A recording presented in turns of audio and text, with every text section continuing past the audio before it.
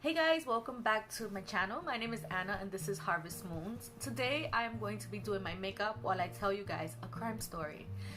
This story is about a teenage love triangle. This story it was a long time ago that this happened, maybe a few years, maybe 10 years ago. But I remember when it happened, I remember that it blew my mind and I was kind of a little upset with the outcome, and I want to know what you guys think, if you guys agree with me, but I'll tell you my conclusion at the end of the story. But before we get into that video, please don't forget to give this video a thumbs up if you like it. Don't forget to subscribe to my channel, and don't forget to ring the little bell next to the subscribe button. That way you guys know every time I upload a new video. So I would appreciate it if you guys take 1 second before we get into the video and go down there, right here in this corner. There's going to be a little red button that says subscribe. It's free. You don't have to pay for anything. You just click on there and then you'll become a part of my little team that I'm trying to create here. And also when you ring that bell, it's just going to send you a notification and let you know that I uploaded. That way, you know, to your phone or your iPad or whatever you're using, it's just going to let you know that I did upload whatever day or time it was, so that way you guys can watch my video. Anyway, so let's get into this. I'm going to be doing my makeup while I'm talking, so I'm not going to tell you what I'm putting on my face, but I'm going to have everything listed in the description box below in case you guys are curious about what I'm putting on my face.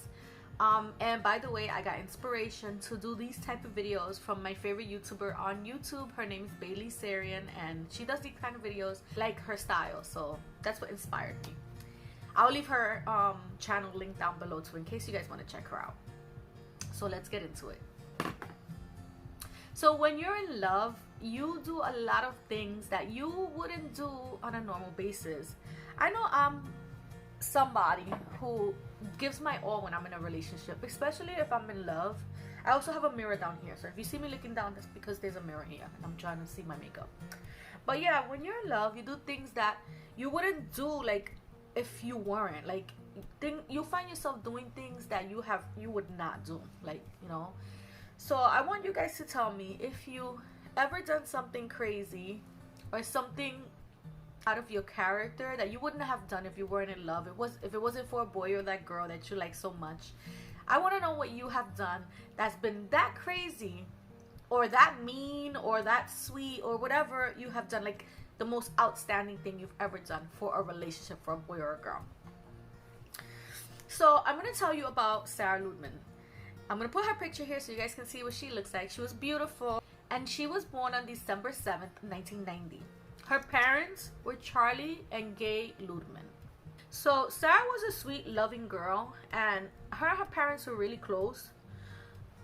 She was loved so much by her parents. She was very sweet and caring. She didn't have any brothers or sisters. She was an only child, and she did very well in school. She was a straight A student. She was an overachiever, and she was trying to be a veterinarian. That was her goal in life. She wanted to be a vet. She loved animals very, very much.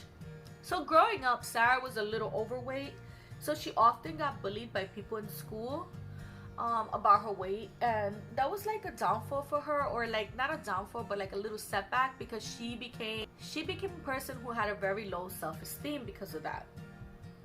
And who wouldn't? So when she was 17 years old, she fell in love with this boy. His name was Joshua Camacho, and she fell head over heels. That was her first boyfriend, and she was in love. So her parents didn't really like Josh very much. They felt like he wasn't good enough for their daughter, and they realized that once their daughter met him, she started acting different. She wasn't getting the good straight A's that she was getting before.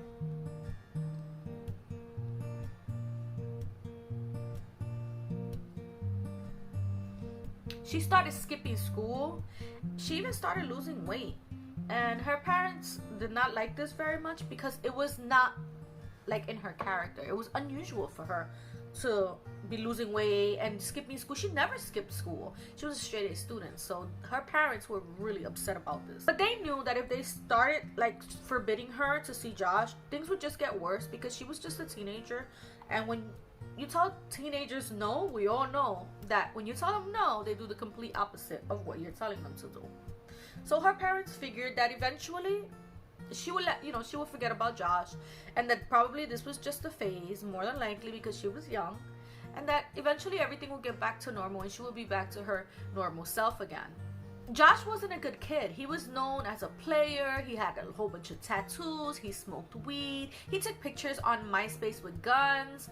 He was just an all around not so stand-up kind of guy. Eventually, Sarah changed schools and went all the way to Pinellas Park High School so she could be closer to Josh. It seemed like this girl would do anything to make Josh happy. So I'm going to tell you a little bit about the other girl, which I'm pretty sure you knew there was another girl, because this is a story about a love triangle. So the other girl, her name was Rachel Wade. Rachel Wade also grew up with her parents. She was very loved. She was very sweet, flirty, nice. She had a lot of friends. She talked to a lot of boys in her time. This is what was said about her. Rachel Wade was born February 27, 1990. Her parents were Janet and Barry Wade. So Rachel did fine. She was a great student. She was loved by her parents. She had a lot of friends. She was very outgoing. And everything was good with her until she turned about 15 years old. When she turned 15 years old, she started running away from home. She didn't want to listen to her parents anymore. She wanted to do whatever she wanted to do, and no was not an option for her. So her parents were often out looking for her because she kept on running away from home. So they were always looking for her, but eventually they got so tired of looking for her that every time she ran away, they would just call the cops and the cops would search for her. They knew she wasn't missing. They knew she had just run away. So other than running away, Rachel was skipping school. She was fighting with other girls. She was getting into a whole lot of problems in school and out of school. When she turned 17 years old, she decided that she was gonna just leave her house and get her own place because she didn't want to follow any rules. She wanted to do whatever she wanted to do, and that was what she did. Started working at Applebee's. She got her own apartment and she got a car. So she felt very, very independent. When she started working at Applebee's, she met this guy that she completely fell in love with. And you guessed it, that guy was Joshua Camacho. Joshua Camacho was dating Sarah, and he was dating Rachel. And on top of that, he had a baby mama, and her name was Erin. So Joshua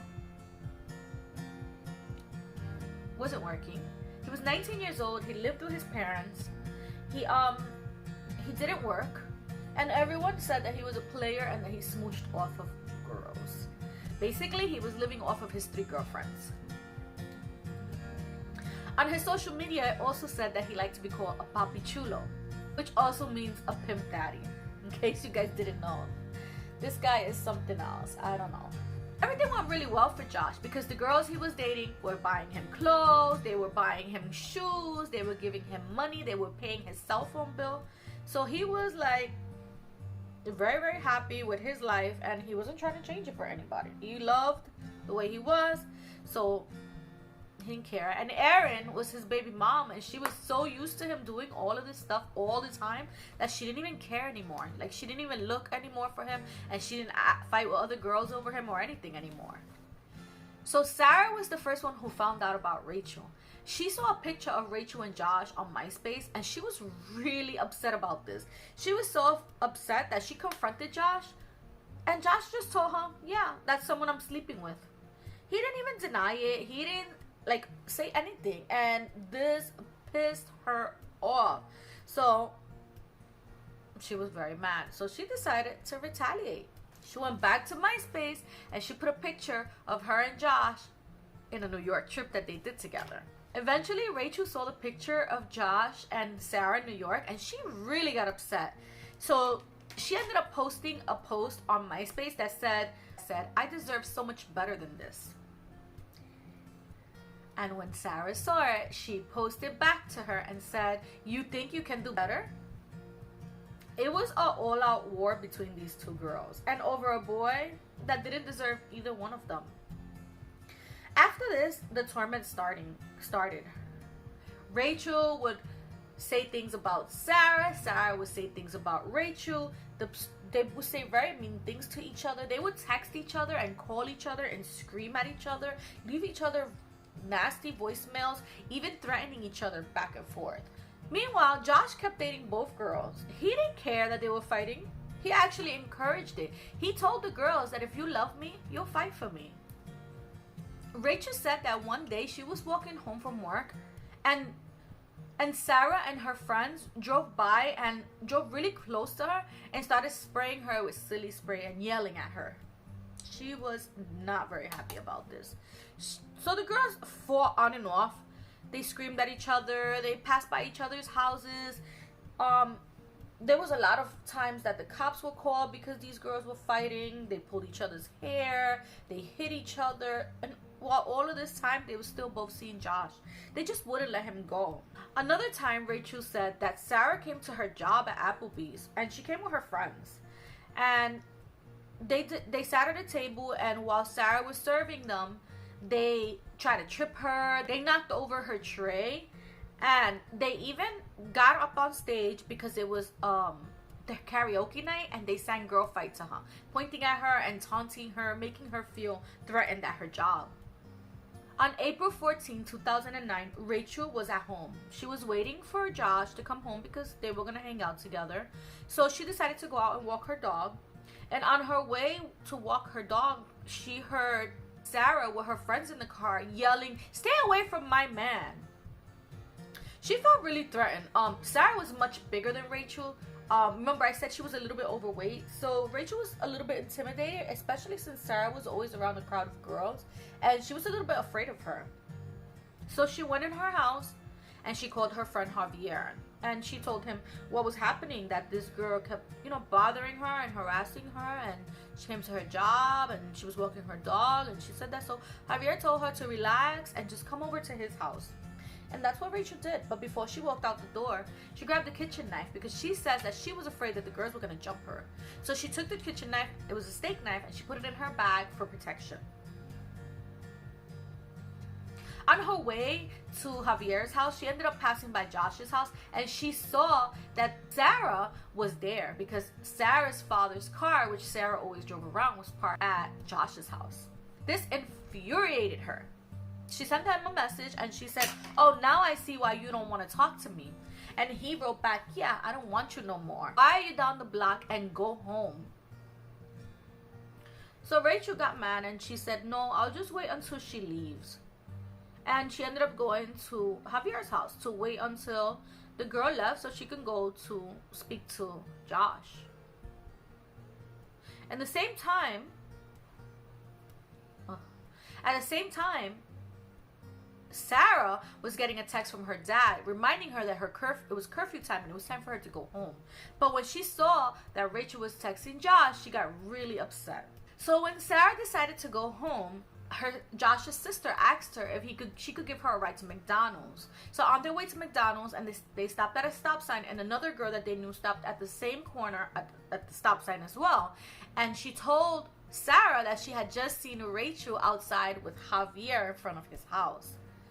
This turned Sarah into a raging maniac. She turned around, she sped off, and she went to Javier's house.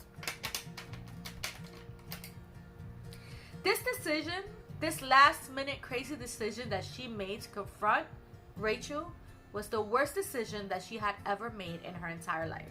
As soon as Sarah got to Javier's house, she pumped the brakes. Some people said that she hit the brakes so hard that she almost hit Rachel. Other people said that she didn't do that and that Rachel was the one that ran up to the car. But either way, both of the girls met in the middle of the street and started fighting. According to some witnesses, Sarah's friends were jumping Rachel, and other people were saying that no, that Rachel wasn't getting jumped and that she was the one that was attacking the other one. So nobody really knows what's the true story here. Only they know. Anyway, while they were fighting, it seemed like Sarah was the first one who hit Rachel, and then Rachel put her head down and was wailing her arms up and down trying to fight. And then next thing you know, all of a sudden, Sarah walks away holding her chest and walks back to the car. And Rachel says, "I'm done," and walks away. Sarah walks to her car and calls Javier and tells him it hurts. All of a sudden, everybody noticed that Sarah was stabbed in the chest. Rachel, on the other hand, she went back to where she was at Javier's house, and she threw her knife over his yard onto the neighbor's roof. Josh ran over to Javier's house to see what was happening, and on his way there, he called Sarah's dad to tell him what had happened, and everyone got to the scene. Sarah was taken to the hospital, and Rachel was taken to the police station. When she got to the police station, the cops told Sarah, I'm going to do my liner and I'm going to come back because I'm not going to be able to focus doing this, so I'll be right back. So Rachel, at the precinct, she was telling the police officer how she was really scared of Sarah, and that Sarah was always with a group of girls, and that, you know, she told them what's been happening, what's been going on, and that she felt threatened when she heard them come by her house and tell her to leave their man alone. So she was scared, and that's why she took the knife with her, that she didn't have any intentions of hurting the other girl, and that when she had the fight, she didn't even remember having the knife in her hand when she did what she did. At that time was when the police officer told her that she no longer had to worry about Sarah following her around or fighting her or jumping her because she had killed Sarah. Rachel broke down in tears. She said that she did not want to hurt that girl, that she didn't mean it, that, you know, they just kept following her around and she just wanted to be left alone. And she was just terrified at that point because she knew she was in big trouble. At this point, Rachel was arrested and charged with second-degree murder for murdering Sarah Ludman. An autopsy that was performed on Sarah said that Rachel stabbed Sarah so hard in her left breast that it punctured her heart. And that she was stabbed so hard that the knife, once it hit her ribcage, it completely bent. Rachel was booked into Pinellas County Jail, and she was held on $500,000 bond. She didn't make the bond, so she ended up staying in jail throughout the whole court case. So Rachel's trial began on July 20th, 2010. And it was really, really hard. Prosecutors brought up all the drama that the girls had. The fact that Rachel had left some voice messages on Sarah's voicemail threatening her. They said that she was her rival and that she wanted to get her out the way so she could be with Josh herself. And they said that she killed Sarah intentional. The defense argued self-defense under the stand your ground law. The law states that if someone does not have to run away from an attacker, and that they can meet force with force if they feel that their life is in danger. They said that Sarah was very upset and that Rachel was really scared of her because she was outnumbered and the girls were much bigger than her. They brought up the Applebee's incident and said that the girls have fought before and they pulled each other's hair and how the cops were called to the scene prior to this incident and on many occasions. Josh was also brought up to the stand. He was there to testify for the prosecutor. And when they asked Josh what was his relationship with Sarah, if you guys are not sitting down, I suggest you sitting down for his response.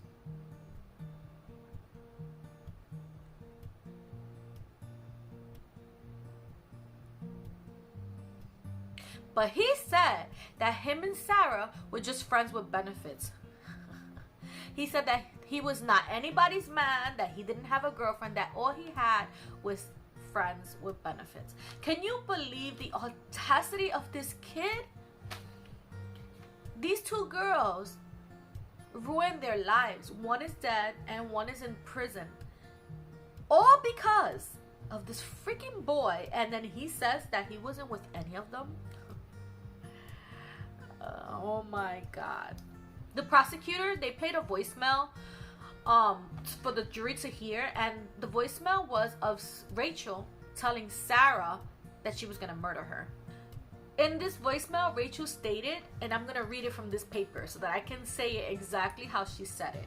She said, "Now your ass is mine, and I'm guarantee you I'm gonna effing murder you. I'm gonna effing kill you." But Rachel testified that she only said that because she was upset and angry on that day. She said those things out of anger and she didn't mean it. She said that she was retaliating out of anger and that the girl, Sarah, had left her messages that were very similar to this. The only thing was that Rachel didn't save her messages the way Sarah did. Ultimately, this voicemail sealed her fate. It took the jury only 2.5 hours to come back with a verdict. They found Sarah guilty of second-degree murder. On September 3rd, 2010, Rachel was sentenced to 27 years in prison. The judge said that he believed Rachel intended to kill Sarah on that night. But Rachel still maintains that she acted in self-defense. She even went on ABC News and had an interview. And she said that social media played a part in all of this. The rivalry and the murder. She said that on social media gives the people the ability to say things that they would not normally say without any consequences. She also said that she regrets the whole thing and that she wishes that she would have spoke to Sarah instead of arguing with them, instead of arguing all the time, and told Sarah that it wasn't her and it wasn't Sarah, that it was Josh the problem. Rachel later appealed her case, but she lost the appeal. She is currently serving her 27-year sentence at the Lowell Correctional Facility. Now, I don't know, because when I watched this case on TV, and this is my thoughts, I was a little bit upset. Okay, I feel bad because Sarah was a beautiful girl and she didn't deserve to die. But at the same time, Rachel was also young, just as young as she was, and she was getting bullied, she was getting jumped. These girls were bigger than her, and I feel like I believe her that she was just upset and that's why she took the knife for her for protection. And I believe that she didn't mean to kill her. I feel like, okay, she did kill her. That's it. The girl's gone. You know, there's no way to bring her back. But I don't think it's second-degree murder. I feel more like it's manslaughter because she didn't intentionally... First of all, she didn't look for Sarah. She didn't look for her to fight her. She wasn't out there trying to find her to go and kill her. I feel like Sarah was the one that went to Rachel looking for a fight that night. Sarah was the one that went over there intentionally. Sarah was the one that almost hit her with her car. Sarah was the one that had all those girls with her. So naturally and normally you're gonna feel afraid when there's a group of people that are coming to attack you. And if you have any weapon in your hand, you're gonna use that to defend yourself. And I think that's how it should be. If someone's gonna attack you, or if someone is gonna attack you in a group, you should be able to defend yourself. Yes, I do feel like Rachel should have still done time in prison because this girl is gone because of their nonsense and their fighting, which could have been dealt a different way. But at the same time, she didn't look for Sarah to go kill her. She didn't plan to go and murder anyone. This was not her intention. This is not what she felt she wanted to do. What she wanted to do was stay safe because she was afraid. But let me know what you guys think about this story in the comment section down below. Thank you so much for watching. I hope you guys liked this video. If you did like this video, don't forget to give me a thumbs up. Don't forget to subscribe if you haven't already so you can become a part of my little team that I'm trying to build here. And ring the little bell so that way you guys know every time I upload a new video. Thank you for watching and I see you in the next video. Bye!